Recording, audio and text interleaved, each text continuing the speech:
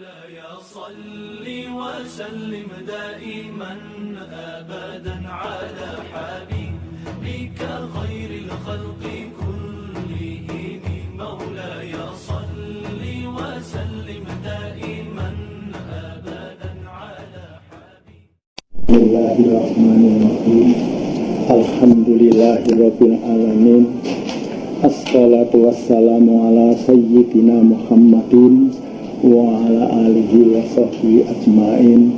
La hawla wa la quwwata illa billahil aliyyil azim. Amma ba'du. Al-mukarramun, matang para bapak, para ibu, para sa'imin sa'imat yang berbahagia, monggo kita bersyukur bersama karena hidayah dan taufiknya kita bisa melalui, kita bisa istilahnya menangi, yaitu bulan Ramadan yang kita harapkan karena barokah, karena ridhonya dan karena syafaatnya dari Rasulullah SAW yang membawa petunjuk dari dunia sampai di akhirat nanti. Di situ sangat jelas sekali yang namanya bulan Ramadan itu sangat mulia. Di antaranya kemuliaannya yaitu A'udzubillahi minasyaitonirrajim. Bismillahirrahmanirrahim. Di surat An-Nisa, di surat Al-Baqarah disebutkan ayat 185. Bismillahirrahmanirrahim. Sahri Ramadan alladzi unzila fihil Qur'an hudal linnasi wa bayyinatin minal huda wal furqan. Faman syahida minkumus sahra falyasum wa man kana maridun aw ala safarin fa iddatun min ayyamin ukhra. Yuridullahu bikumul yusra wa la yuridu bikumul usra. Walitukmilul iddata walitukabbirullaha ala ma hadakum wa la'allakum tashkurun. Artinya kemuliaan di antara lain bulan Ramadan itu adalah tumurunnya Al-Quran itu adalah di bulan Ramadan. Di situ sangat banyak sekali yang menerangkan di kitab-kitab fikih atau di kitab yang lain, terutama sabda Rasul, yaitu bulan Ramadan tanggal 17 itu disebutkan nuzulul Quran.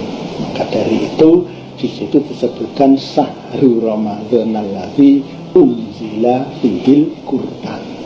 Apa itu Quran? Quran itu adalah hudal linnasi. Quran itu adalah petunjuk untuk manusia. Jadi bukan hanya orang Islam saja, tapi manusia secara keseluruhan itu boleh mengambil petunjuk atau boleh mengambil ilmu dari Al-Quran, yaitu wahyu dari Allah Subhanahu wa Ta'ala, kumantar atau lewat Gusti Kanjeng Nabi Muhammad sallallahu alaihi wasallam. Dan Al-Quran tersebut wa bayyinatin minal huda wal furqan.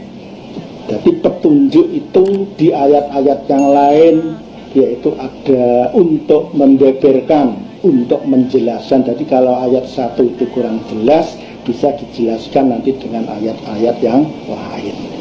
Dan yang ketiga wal furqan. Wal furqan itu adalah alat pemisah mana yang halal, mana yang haram, mana yang benar dan mana yang salah, mana yang baik dan mana yang buruk. Jadi Al-Quran itu adalah alat pemisah. Ilmu di dalam Al-Quran sangat banyak sekali. Dunia sampai akhirat itu sudah disebutkan di dalam Al-Quran dengan lengkap. Maka dari itu kalau orang Islam itu di zaman yang seperti ini kurang bijak atau kurang pandai, maka Al-Quran itu akan dimanfaatkan oleh kelompok atau orang agama yang lain. Seperti hanya di zaman ini kita dihebohkan oleh yang namanya penyakit atau wabah yang namanya corona. Apa itu corona? corona itu adalah korin. Korin itu adalah apa yang namanya kawan. Di dalam keterangan ketika manusia itu belum begitu banyak, masih hanya Adam yang ada diciptakan oleh Allah di alam surga. Adanya di situ adalah malaikat atau iblis, itu juga jenis malaikat dulunya. Adam juga itu jenis malaikat juga. Di dalam surga itu ketiganya itu adalah diuji oleh Allah Subhanahu wa Ta'ala. Barang siapa yang bisa menjawab pertanyaan saya ini nanti, maka maka tiga kelompok tersebut adalah yang paling pandai atau yang paling lulus. Ketiganya itu yang lulus adalah Adam. Secara singkat itu apa ujiannya? Itu kamu bisa membaca atau menyebut yang namanya asma. Kesemuanya kelompok malaikat tidak bisa, kelompok iblis tidak bisa, yang bisa adalah Adam. Setelah Adam itu lulus setelah ujian, maka tersebut dua kelompok itu disuruh sujud kepada Adam. Akhirnya malaikat sujud kepada Adam, tapi iblis membangkang tidak mau. Akhirnya apa? Oleh Allah, iblis tersebut diusir dari alam surga, yaitu disuruh turun ke alam dunia ini. Nah, akhirnya apa? Berhubung iblis itu sudah diusir, dia usil. Oh, kalau begitu saya akan mencari kawan. Enaknya yang Nabi Adam itu akan saya ajak bagaimana bisa seperti saya diusir oleh Allah dari alam surga tersebut. Yang terjadi dari tahun ke tahun, dari waktu ke waktu, digoda yang namanya Adam itu.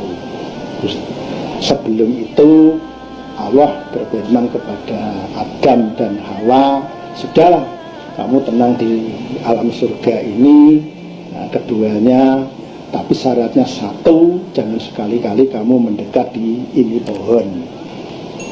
Nah, akhirnya digoda oleh iblis.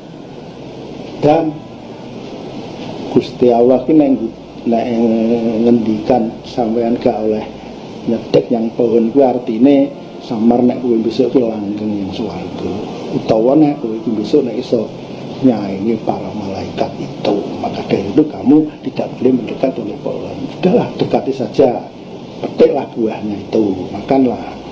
Akhirnya karena yang namanya iblis itu cari teman, Adam itu tidak kuat oleh godaan iblis itu. Akhirnya Adam dan Hawa mendekat atau memetik pohon yang namanya pohon kurdi, istilah orang Jawa. Gitu.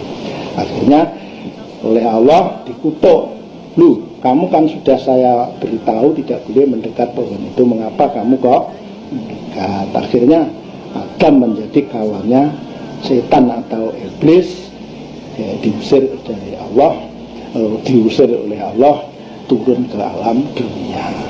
Di dalam surat An-Nisa disebutkan, wa may yakunis syaitanu lahu qarina fa sa'a qarina. Waman utawi sapane wong iku yakun ana sapa as-syaitanu setan lahu maring wong iku qarinan kanca. Kok enek wong dijak setan kuwi gelem dadi kancane, mongko jenenge setan ngono dawuh Gusti Allah, fa sa'a qarina. Elek-elek kanca ya kuwi setan. Akhir-akhir ini jelalah kok ya eneng penyakit sing dijenenge corona. Corona itu adalah penyakit yang membawa teman atau penyakit yang menular. Jadi nek iso berusahalah jangan sampai orang-orang tersebut jadi koncone setan. Begitulah kurang lebihnya. Mudah-mudahan sedikit atau sekelumit ini bisa dimanfaatkan ke semuanya. Wallahu muwaffiq ila aqwamit thoriq. Assalamualaikum warahmatullahi wabarakatuh.